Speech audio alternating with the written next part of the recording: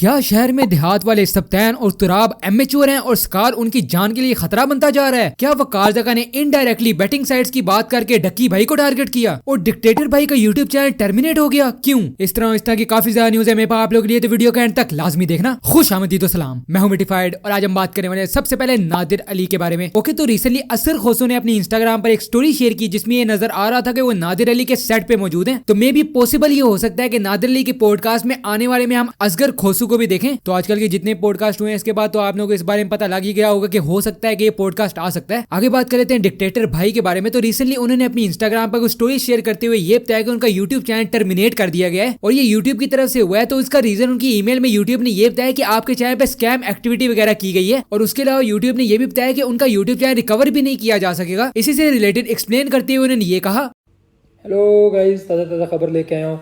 YouTube channel terminate हो गया है। एक दो दिन पहले शूट पे था लाहौर में और मुझे ईमेल आई कि your channel has been removed. आपने कोई वायलेशन की है, कानून की खिलाफ वर्जी की है, पता नहीं स्कैम एक्टिविटी की है या कुछ स्कैम पता नहीं क्या कहते हैं यूट्यूब पे वो किया है। तो मैं तो बेटिंग को भी प्रमोट नहीं करता था, ट्रेडिंग को भी प्रमोट नहीं करता था।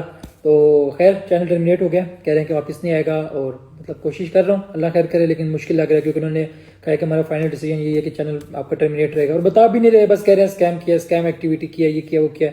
कुछ किया भी नहीं है यार, देखो क्या बनता है। तो अगर नहीं आया वापस तो नया चैनल बनाएंगे और आप लोग हो ना सपोर्ट करने के लिए, प्यार करने के लिए। लेकिन मसला यही है कि इतनी सारी वो मेमोरीज थी, वीडियोस थी, सारी चली जाएंगी यार, बड़ी गलत बात है। बट कोई बात नहीं, अल्लाह खैर करेगा।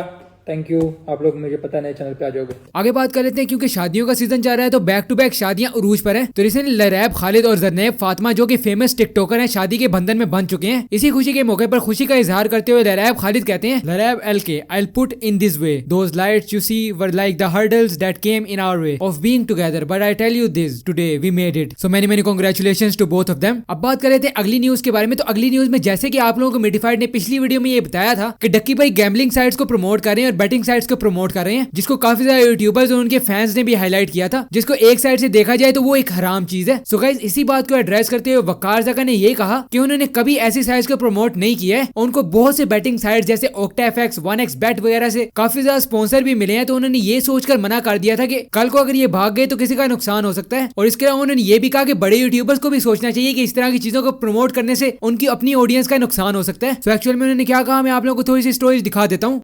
आपको क्या लगता है कि वकार ज़का को या मेरी टीम को ये बैटिंग एप्लीकेशन वाले कभी अप्रोच नहीं करते होंगे कि भाईजान हमें प्रमोट कर दो? OctaFX वालों ने कभी अप्रोच नहीं किया होगा कि यार हमें प्रमोट कर दो?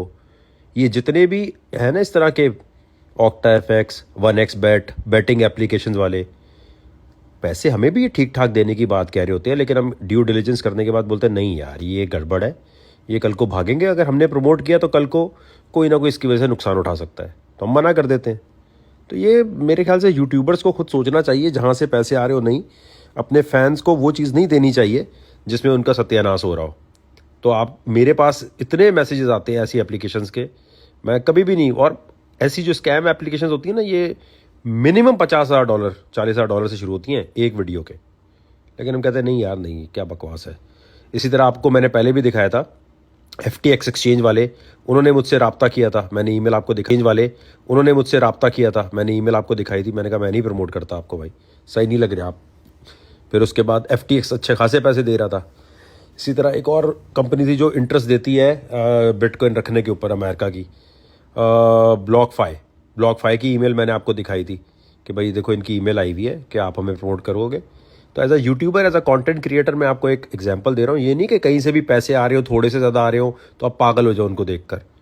ऐसे नहीं किया, कल को कोई ना कोई चीज़ गले में आएगी और क्या। तो गाइस, आप लोगों को इस बारे में तो पता है कि प्रमोशंस तो होती रहती हैं, लेकिन बिग यूट्यूबर्स को ये चाहिए कि अल्लाह ताला की खुशनुदी के लिए भी कुछ काम करें और जो अल्लाह ताला के बंदे मुश्किल में हैं उनकी थोड़ी सी मदद करें। तो गाइस, इसी तरह का मैं एक 100% वेरीफाइड केस आप लोगों के सामने रखने वाला हूँ। पाकिस्तान के जाने माने मोटिवेशनल स्पीकर और पाकिस्तान का फखर इस वक्त आपकी इमदाद का तलबगार है। उनको एक डिजीज हुआ है जिसका नाम है FOP कहा जाता है उसे, जो कि एक ऐसा मेडिकल डिसऑर्डर है जिसमें जिस्म के तमाम मसल्स और टिश्यूज जो है वो बोन्स में कन्वर्ट हो जाते हैं और इंसान के चलने फिरने की कुव्वत ना होने के बराबर हो जाती है। तो इसका इलाज इस वक्त सिर्फ अमेरिका में मौजूद है, जिसके लिए तकरीबन 2 करोड़ रुपए दरकार होंगे। तो आप सब देखने वालों से मेरी रिक्वेस्ट है कि स्पेसिफिकली बड़े यूट्यूबर से कि जितना हो सकता है कि इनकी हेल्प करें और डोनेशन इकट्ठे करने में इनकी मदद करें। इनका नाम है मोइस शौकत। बाकी अकाउंट्स की डिटेल जो है वो आप लोग स्क्रीन पर नजर आ रही होंगी। अब जितना हो सकता है इसको डोनेट कर सकते हैं। बाकी अगर आप लोगों से डोनेशन मुमकिन नहीं हो सकती तो आप लोग इस वीडियो को शेयर कर सकते हैं, ताकि जो लोग डोनेट कर सकते हैं वो डोनेट करें। आगे बात कर लेते हैं कि अस्कार ने दोबारा से हमला कर दिया एक छोटे से बच्चे पे। सो गाइस अब हम बात कर लेते हैं शहर में देहात के बारे में। तो रिसेंटली शहर में देहात ने एक new drama story vlog upload किया, जिसका टाइटल था लायन ने शयान पर अटैक कर दिया। सो उस व्लॉग में स्कार शयान, जो कि उनका भाई का बेटा है, उसके हाथ पे काट लिया और शयान इंजर्ड हो जाता है। पहले मैं आप लोगों को थोड़ी सी वीडियो प्ले करके दिखा देता हूँ।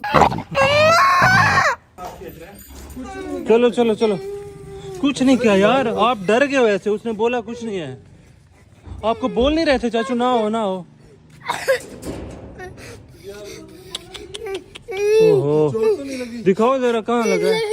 लगी है बेटा, कहाँ पे आया इसके करीब?